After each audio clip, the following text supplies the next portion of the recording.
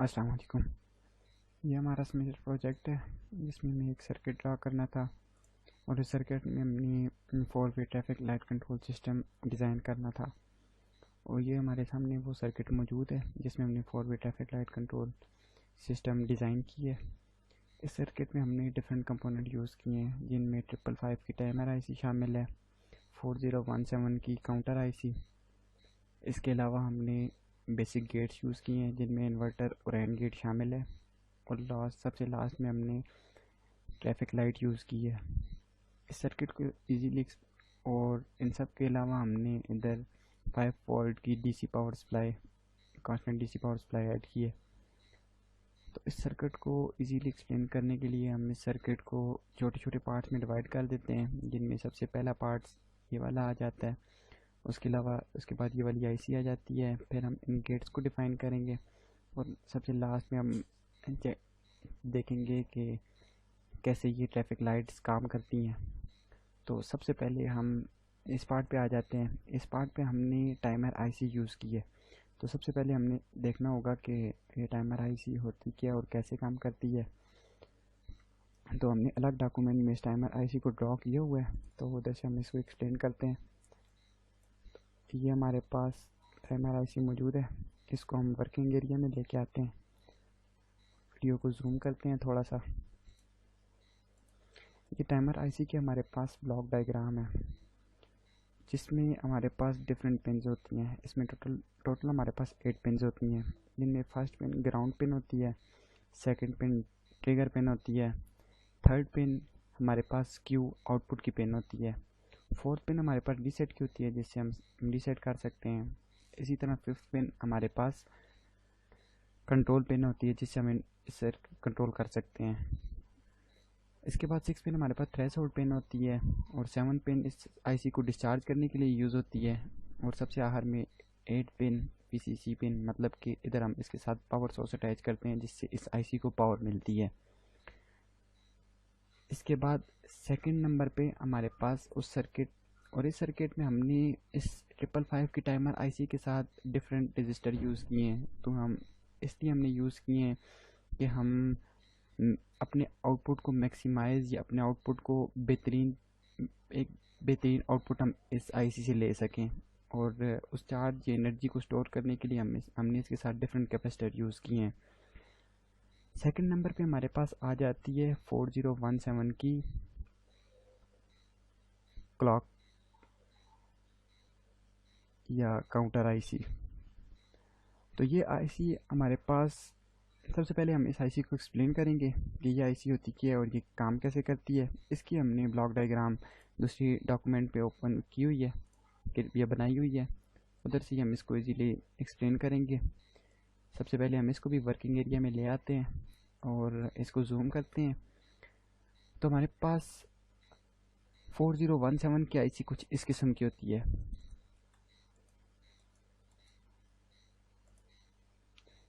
और 4017 की आईसी में टोटल हमारे पास 14 पिन्स होती हैं, जिसमें टोटल 10 पिन्स आउटपुट पिन्स होती हैं और 4 पिन इनपुट, इनेबल, रीसेट और कैरी ओवर की पिन होती हैं, जिनमें हमारे पास सबसे पहली पिन जो आ जाती है वो क्लॉक सिग्नल की पिन हो जाती है, जिधर से हम इसको इनपुट देते हैं। और इस पिन या इस आईसी को इस पिन के ज़रिए हम सिग्नल की फॉर्म में इनपुट देते हैं। इसको हम जितने इनपुट देंगे वो सारे इसको क्लॉक सिग्नल मिलेंगे और उस सिग्नल से आउटपुट हमारा अफेक्ट होगा। इसके बाद सेकंड नंबर पे हमारे पास पिन आ जाती है इनेबल की पिन।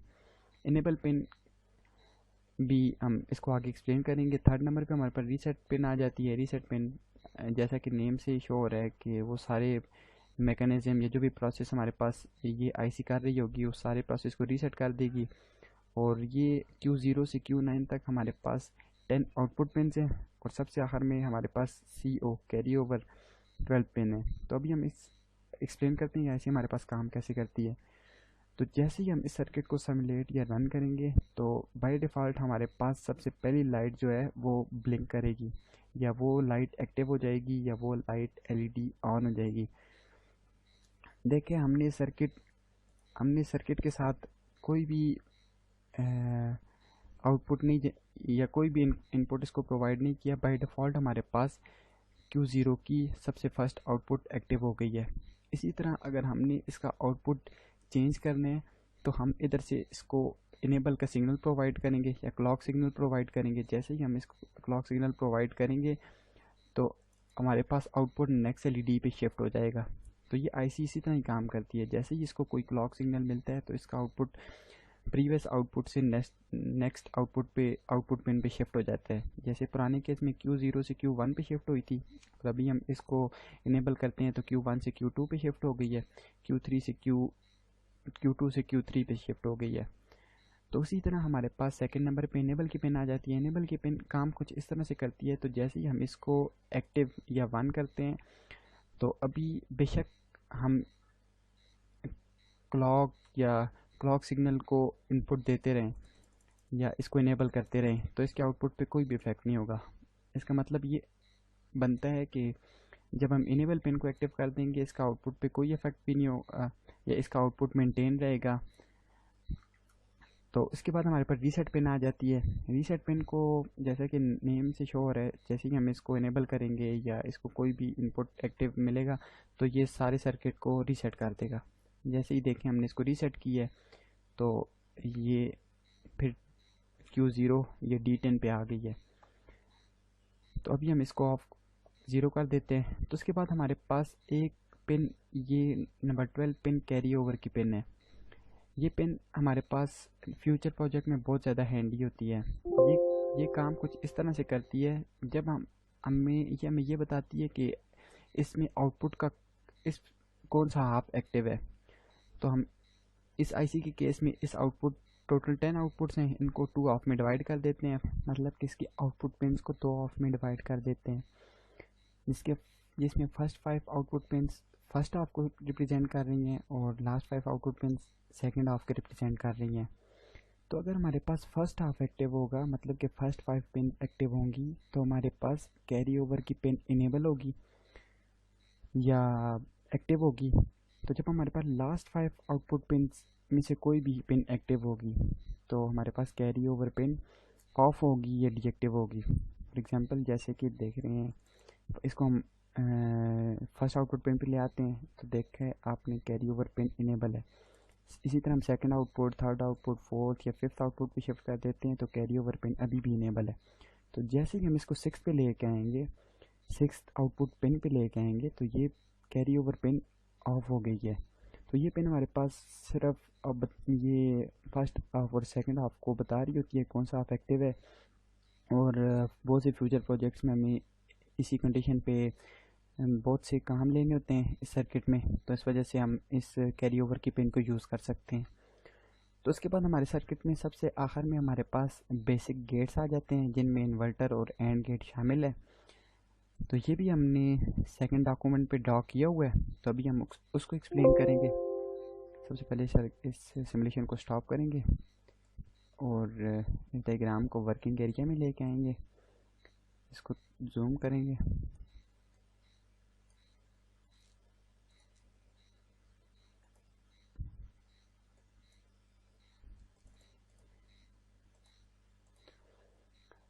तो इधर हमने टोटल 3 ट्रैफिक लाइट्स को इसके इनपुट्स और आउटपुट्स के साथ कनेक्ट किया हुआ है।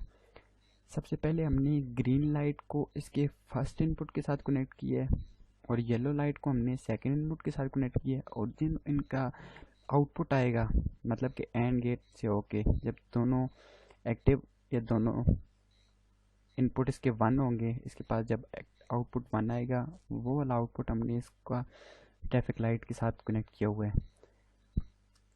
तो ये हमारे पास इसके गेट्स और ट्रैफिक लाइट थी। अभी हम अपने पूरे सर्किट को एक्सप्लेन करते हैं कि वो सर्किट हमारे पास काम कैसे करता है। ये हमारे पास हमारा सर्किट आ गया। तो इस सर्किट में हमने सबसे पहले 5 वोल्ट का पावर सोर्स यूज़ किया हुआ है, डीसी पावर सोर्स। उसके बाद हमने इधर 555 की टाइमर आईसी यूज़ की हुई है और इसके साथ कैपेसिटर और रेजिस्टर कनेक्ट किए हुए हैं ताकि हम इससे मैक्सिमाइज आउटपुट या बेस्ट आउटपुट ले सकें। तो हम 555 की टाइमर आईसी के आउटपुट को 4017 काउंटर आईसी के क्लॉक सिग्नल के इनपुट के साथ कनेक्ट कर देंगे। तो इसको जो भी इनपुट मिलेगा उससे आउटपुट पुराने आउटपुट से नेक्स्ट वन जो भी आउटपुट होगा उस पर शिफ्ट हो जाएगा। सबसे पहले हमने फर्स्ट आउटपुट पिन को इस ट्रैफिक लाइट की ग्रीन पिन के साथ कनेक्ट किया हुआ है। इसी तरह हमने सेकंड आउटपुट को येलो आउटपुट के साथ कनेक्ट किया हुआ है, और जो इन दोनों का एंड गेट है उसके साथ हमने ट्रैफिक लाइट के रेड लाइट को कनेक्ट किया हुआ है। तो इसी तरह हमने नेक्स्ट टू आउटपुट्स को भी नेक्स्ट ट्रैफिक लाइट के साथ कंट्रोल किया हुआ है और उनके आउटपुट को उसकी रेड के साथ कनेक्ट किया हुआ है। उसी तरह नेक्स्ट आउटपुट को इस ट्रैफिक लाइट के साथ कनेक्ट किया हुआ है, और उससे नेक्स्ट आउटपुट को हमने इस ट्रैफिक लाइट के साथ कनेक्ट किया हुआ है। तो जब इसको कोई भी क्लॉक का सिग्नल इनेबल मिलेगा तो ये आउटपुट Q0 से Q1 पे शिफ्ट हो जाएगा, और जब दोबारा मिलेगा Q1 से Q2 पे।